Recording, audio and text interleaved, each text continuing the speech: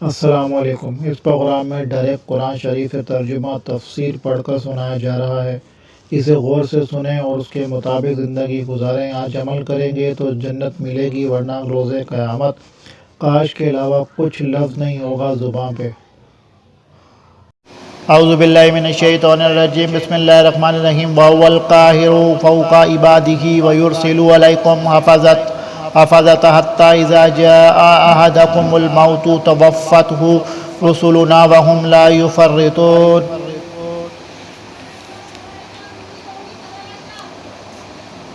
اور وہی اپنے بندوں کے اوپر غالب ہے، برتر ہے، اور تم پر نگہداشت رکھنے والے بھیجتا ہے، یہاں تک کہ جب تم میں سے کسی کو موت آ پہنچتی ہے، اس کی روح ہمارے بھیجے ہوئے فرشتے قبض کر لیتے ہیں، اور وہ ذرا کوتاہی نہیں کرتے،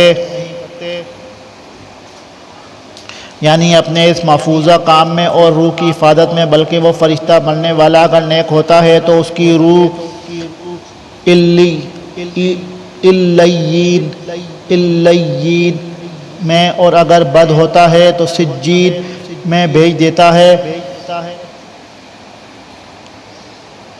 ثم ردوا الی اللہ مولاہم الحق الا لہ الحکم وہو اسرع الحاسبین۔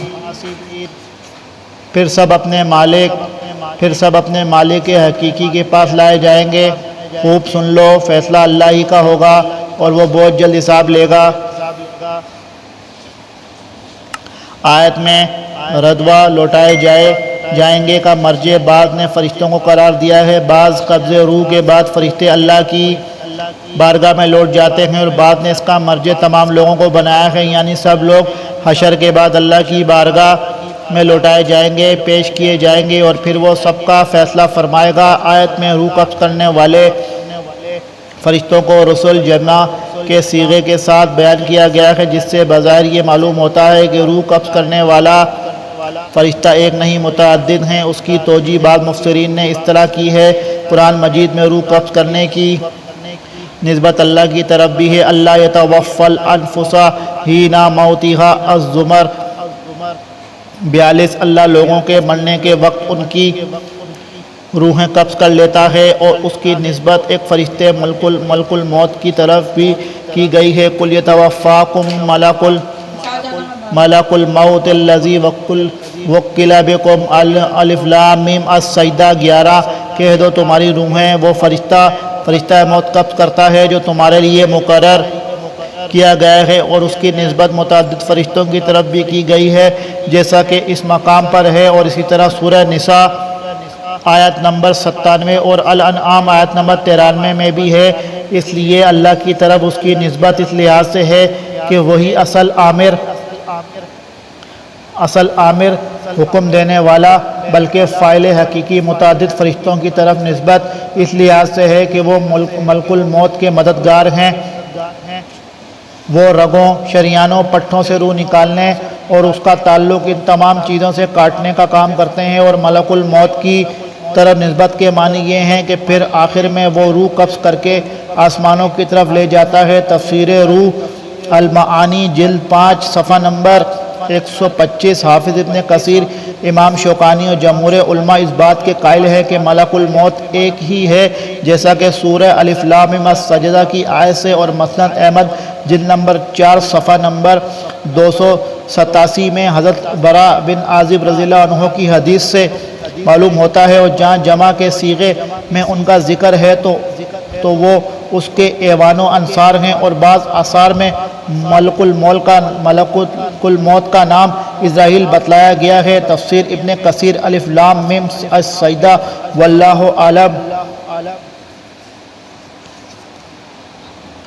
قل من ينجيكم من ظلمات البر والبحر تدعونه تضرعا وخفية لئن أنجانا من هذه لنكونن من الشاكرين۔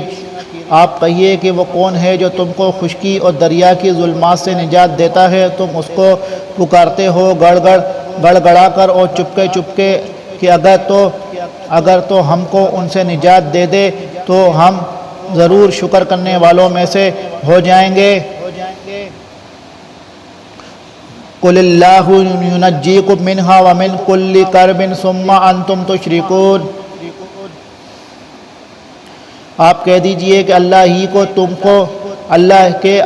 تم کو ان سے نجات دیتا ہے اور ہر غم سے تم پھر بھی شرک کرنے لگتے ہو۔ قُلْ هُوَ الْقَادِرُ عَلَىٰ أَن يَبْعَثَ عَلَيْكُمْ عَذَابًا مِّن فَوْقِكُمْ أَوْ مِن تَحْتِ أَرْجُلِكُمْ أَوْ يَلْبِسَكُمْ شِيَعًا وَيُذِيقَ بَعْضَكُمْ بَأْسَ بَعْضٍ انظُرْ كَيْفَ نُصَرِّفُ الْآيَاتِ لَعَلَّهُمْ يَفْقَهُونَ۔ آپ کہیے کہ اس پر بھی وہی قادر ہے کہ تم پر کوئی عذاب تمہارے اوپر سے بھیج دے یا تمہارے پاؤں تلے سے، یا کہ وہ تم کو گروہ گروہ کر کے سب کو بھڑا دے اور تمہارے ایک کو دوسرے کی لڑائی چکھا دے۔ آپ دیکھیے تو صحیح ہم کس طرح دلائل مختلف پہلوؤں سے بیان کرتے ہیں، شاید وہ سمجھ جائیں۔ یعنی آسمان سے جیسے بارش کی کثرت یا ہوا پتھر کے ذریعے سے عذاب، یا امراؤ حکام کی طرف سے ظلم و ستم جیسے دنسایا جانا، طوفانی سیلاب جس میں سب کچھ غرق ہو جائے، یا مراد ہے ماتحتوں غلاموں اور نوکروں چاکروں کی طرف سے عذاب کے وہ بددیانت اور خائن ہو جائیں۔ یلبسکم ای یخلطا امرکم، تمہارے معاملے کو خلط ملط یا مشتبہ کر دے، اس کی وجہ سے تم گروہوں اور جماعتوں میں بٹ جاؤ۔ ویذیق ای یقتل بعضکم بعضا فتذیق کل طائفۃ الاخری علم الحرب، تمہارا ایک دوسرے کو قتل کرے، اس طرح ہر گروہ دوسرے گروہ کو لڑائی کا مزہ چکھائے۔ ایسر التفاسیر حدیث میں آتا ہے، نبی صلی اللہ علیہ وآلہ وسلم نے فرمایا کہ میں نے اللہ تعالیٰ سے 3 دعائیں کی، ایک میری امت غرق کے ذریعے ہلاک نہ کی جائے، قحط عام کے ذریعے سے اس کی تباہی نہ ہو، 3 آپس میں ان کی لڑائی نہ ہو۔ اللہ تعالیٰ نے پہلی 2 دعائیں قبول فرما لیں اور تیسری دعا سے مجھے روک دیا۔ صحیح مسلم نمبر 2216۔ یعنی اللہ تعالیٰ کے علم میں یہ بات تھی کہ امت محمدیہ میں اختلاف و انشقاق واقع ہوگا، اور اس کی وجہ اللہ کی نافرمانی اور قرآن و حدیث سے اعراض ہوگا، جس کے نتیجے میں عذاب کی صورت سے امت محمدیہ بھی محفوظ نہ رہ سکی۔ گویا اس کا تعلق اس سنت اللہ سے ہے جو قوموں کے اخلاق و کردار کے بارے میں ہمیشہ رہی ہے، جس میں تبدیلی ممکن نہیں۔ فلن تجد لسنت اللہ تبدیلا ولن تجد لسنت اللہ تحویلا۔ فاطر 43۔ وَقَذَّبَ بِهِ قَوْمُكَ وَهُوَ الْحَقُّ قُل لَّسْتَ عَلَيْكُمْ بِوَكِيلٍ، اور آپ کی قوم اس کی تکذیب کرتی ہے حالانکہ وہ یقینی ہے۔ آپ کہہ دیجئے کہ میں تم پر تعینات نہیں کیا گیا ہوں۔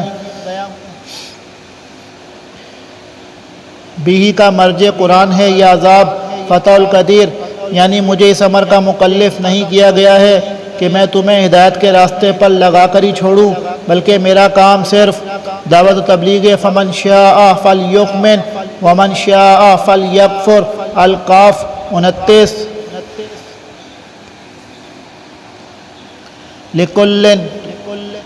لکل نبأ مستقر وسوف تعلمون، ہر خبر کے وقوع کا ایک وقت ہے اور جلد ہی تم کو معلوم ہو جائے گا۔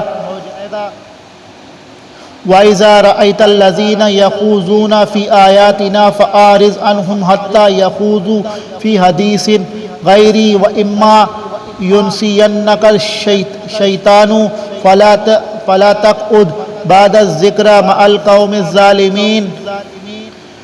اور جب آپ ان لوگوں کو دیکھیں جو ہماری آیات میں عیب جوئی کر رہے ہیں تو ان لوگوں سے کنارہ کش ہو جائیں، یہاں تک کہ وہ کسی اور بات میں لگ جائیں، اور اگر آپ کو شیطان بھلا دے تو یاد آنے کے بعد پھر ایسے ظالم لوگوں کے ساتھ مت بیٹھیں۔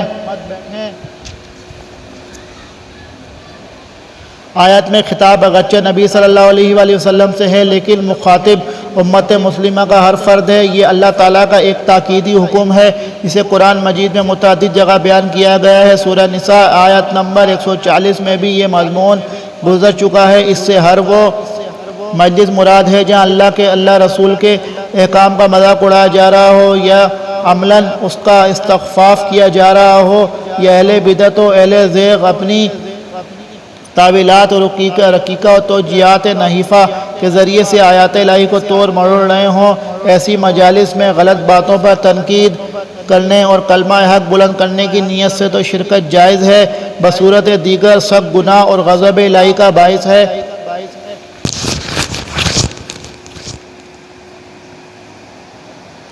وَمَا عَلَى الَّذِينَ يَتَّقُونَ مِنْ حِسَابِهِمْ مِنْ شَيْءٍ وَلَكِنْ ذِكْرَ لَعَلَّهُمْ يَتَّقُونَ، اور جو لوگ پرہیزگار ہیں ان پر ان کی باز پرس کا کوئی اثر نہ پہنچے گا، اور لیکن ان کے ذمہ نصیحت کر دینا ہے، شاید وہ بھی تقوی اختیار کریں۔ من حسابہم کا تعلق آیات الہی کا استہزاء کرنے والوں سے ہیں، یعنی جو لوگ ایسی مجالس سے اجتناب کریں گے تو استہزاء بآیات اللہ کا جو گناہ استہزاء کرنے والوں کو ملے گا وہ اس گناہ سے محفوظ رہیں گے، یعنی جناب و علیحدگی کے باوجود واضح و نصیحت اور امر بالمعروف و نہی عن المنکر کا فریضہ حتی المقدور ادا کرتے رہیں، شاید وہ بھی اپنی اس حرکت سے باز آ جائے۔ وَذَرِ الَّذِينَ اتَّخَذُوا دِينَهُمْ لَعِبًا وَلَهْوًا وَغَرَّتْهُمُ الْحَيَاةُ الدُّنْيَا وَذَكِّرْ بِهِ أَن تُبْصَلَ نَفْسٌ بِمَا كَسَبَتْ لَيْسَ لَهَا مِن دُونِ اللَّهِ وَلِيٌّ وَلَا شَفِيعٌ وَإِن تَعْدِلْ كُلَّ عَدْلٍ لَا يُؤْخَذْ مِنْهَا أُولَئِكَ الَّذِينَ أُبْصِلُوا بِمَا كَسَبُوا لَهُمْ شَرَابٌ مِّنْ حَمِيمٍ وَعَذَابٌ أَلِيمٌ بِمَا كَانُوا يَكْفُرُونَ، اور ایسے لوگوں سے بالکل کنارہ کش رہیں جنہوں نے اپنے دین کو کھیل تماشا بنا رکھا ہے اور دنیاوی زندگی نے انہیں دھوکے میں ڈال رکھا ہے، اور اس قرآن کے ذریعے سے نصیحت بھی کرتے ہیں تاکہ کوئی شخص اپنے کردار کے سبب اس طرح پھنس جائے کہ کوئی غیر اللہ اس کا نہ مددگار ہو اور نہ سفارشی، اور یہ کیفیت ہو کہ اگر دنیا بھر کا معاوضہ بھی دے ڈالے تب بھی اس سے نہ لیا جائے۔ ایسے ہی لوگ ہیں کہ اپنے کردار کے سبب پھنس گئے، ان کے لیے نہایت تیز گرم پانی پینے کے لیے ہوگا اور دردناک سزا ہوگی اپنے کفر کے سبب۔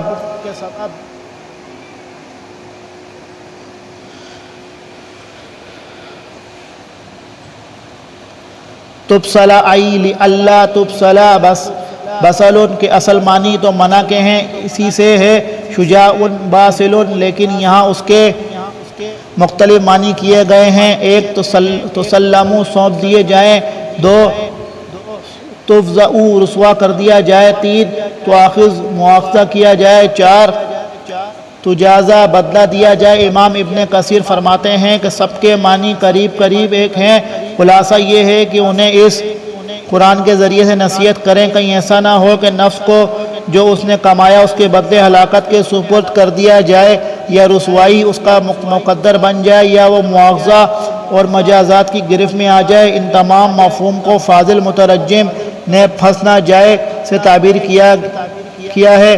دنیا میں انسان عام طور پر کسی دوست کی مدد یا کسی کی سفارش سے یا مالی معاوضہ دے کر چھوٹ جاتا ہے، لیکن آخرت میں یہ تینوں ذریعے کام نہیں آئیں گے۔ وہاں کافر کا کوئی دوست نہ ہوگا جو انہیں اللہ کی گرفت سے بچا لے، نہ کوئی سفارشی ہوگا جو انہیں عذاب الہی سے نجات دلا دے، نہ کسی کے پاس معاوضہ دینے کے لیے کچھ ہوگا، اگر بالفرض ہو بھی تو وہ قبول نہیں کیا جائے گا کہ وہ دے کر چھوٹ جائے۔ یہ مضمون قرآن مجید میں متعدد مقامات پر بیان ہوا ہے۔